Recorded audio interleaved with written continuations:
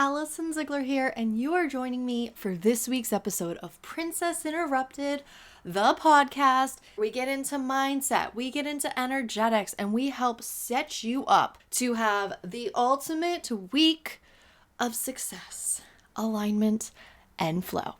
Let's dive into today's topic, creating your life and your year. Not to be confused with my upcoming workshop, Intentionally 2025, the year you finally believe in yourself. Belief that I suggest adopting for this upcoming year is that you can't get it wrong.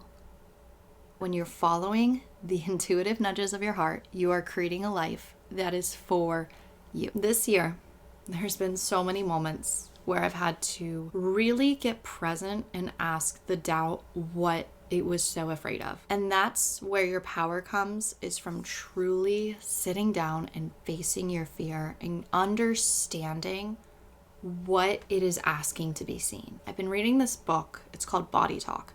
It talks about different emotions and how they're ultimately just communication of the body.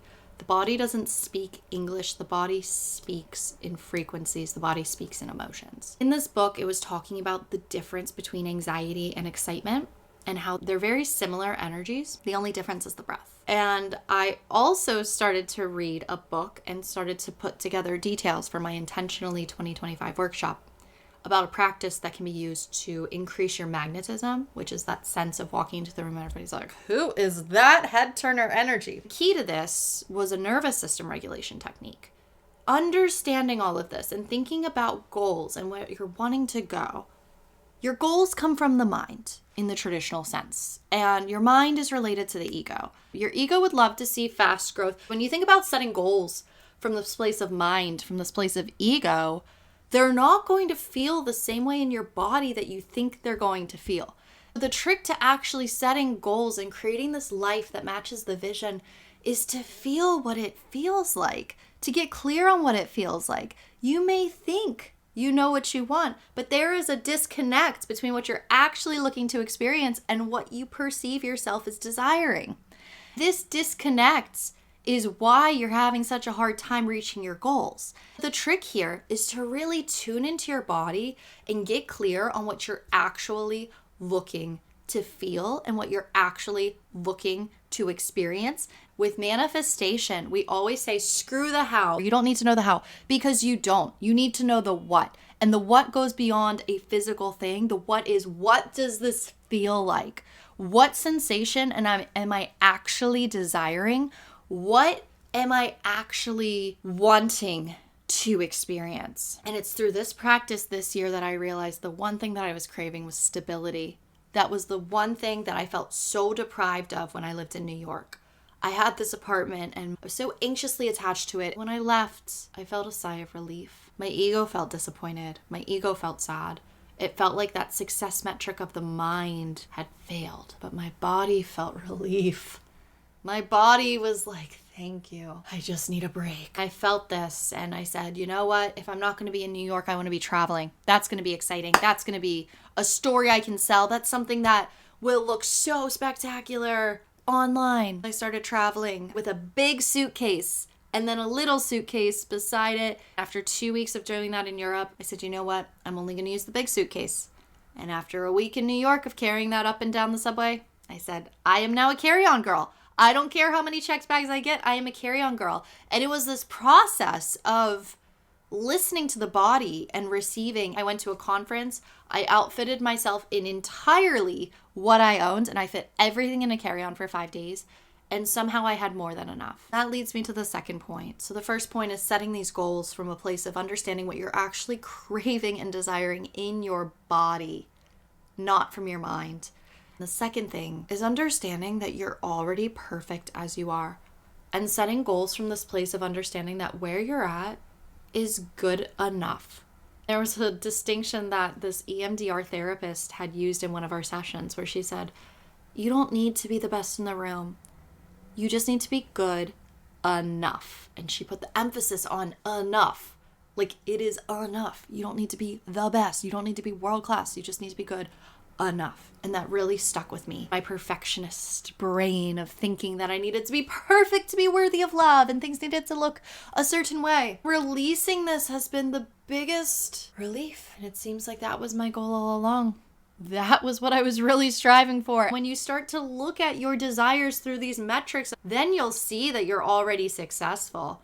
Then you'll see that you already have everything that you're desiring. And then you can start to view yourself the way that you actually want. You'll look at it and be like, I was willing to make the changes that made me feel better so I can look at myself in the mirror and say, you know what? I am a success. I was able to interpret the signs of the body on a completely new level, and I was able to listen to my intuition. When you get to a place where you care more about what's going on internally than externally, that is the goal, baby. That really is. Ultimately, you want to get it to a place where everything's in congruence, the internal and the external, but it has to start with really prioritizing that internal, listening to what your body is telling you, prioritizing the way that you feel above the way that anything else looks, and understanding that when you have your own back, life has a way of rewarding you. The sensations that you feel are your reward. That relief is the reward. That is what it feels like to achieve the goal. And once you start viewing yourself as successful, you're going to experience situations where you can prove that to your subconscious mind. Your subconscious mind is always listening. The way that you perceive yourself, the way that you view yourself, if you're viewing it based on your ability to achieve these ego goals, you're going to keep creating situations where you are falling short. And that's not what you want. Shift the focus, shift the energy, shift the goal setting. That is where you're going to see the results that you're actually desiring. Third is recognizing that you can choose to start over at any moment. Realizing that you can't get it wrong, but also if you do feel like you've fallen astray or things could be better, you can always stop what you're doing, take a deep breath, and change the course of your energy and change the course of your direction. We're talking about a year.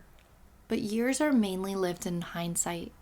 You can sit and create your year, and I see this trend online where people post their vision board and then their ability to achieve it, and that's great, and I have a vision board and I believe in that. But you're bigger than the goals that you're setting. You are more than your outcomes. You are capable and worthy, and you are able to do so much more than you truly believe. I don't care if that calendar changes and everything went wrong and you didn't hit any of the goals that you set for yourself, you're going to be okay. Next year's a chance to start over. January, March, June, July, you can start over at any point. You can decide your year starts whenever you want it to. You can wake up tomorrow, begin again. You are never permanently stuck. You are never permanently lost. You take the information, you learn from it, you get up, and you keep going. These are your success criteria for this new year. This is how you're going to approach it.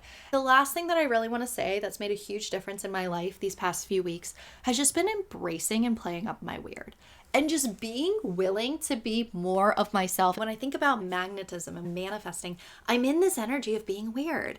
It's like when I don't care what else is going on and I'm just being like jovial and silly and fun, and it's this of infectious energy, and it's just, it spreads, and that's who I want to be. I wasn't bringing this to my work because I was so consumed with doing it right. And once I just released all of that, I started to have so much more fun. I look at the content I'm making and I'm like dancing in my Christmas village, and I'm just having fun that I never gave myself permission to do because I was so concerned with getting it right. We do that so much in life. Like, you're going on dates and you're like, oh my God, I'm 33 and still single. Like, where is he? And then you're on the date and you're like, but I don't like his job. What if you just went into it and had fun? And you're just like, you know what? My success is inevitable. I really want a partner, so I know that there's someone out there for me. Also, I'm like pretty freaking great. Who wouldn't want to be my life partner? And you start to adapt to this energy. That's so mumuch more attractive than sitting there and box checking and be like, does he have these qualities? Like, I don't know how I feel about this, and just having fun. I saw a reel today where it was like, instead of focusing on finding the right one, just have fun with the wrong ones. And I couldn't agree more. You look at your circumstances, and I'm not going to sit here and be like, my life sucks. Like, look at all these bad circumstances and how okay I am.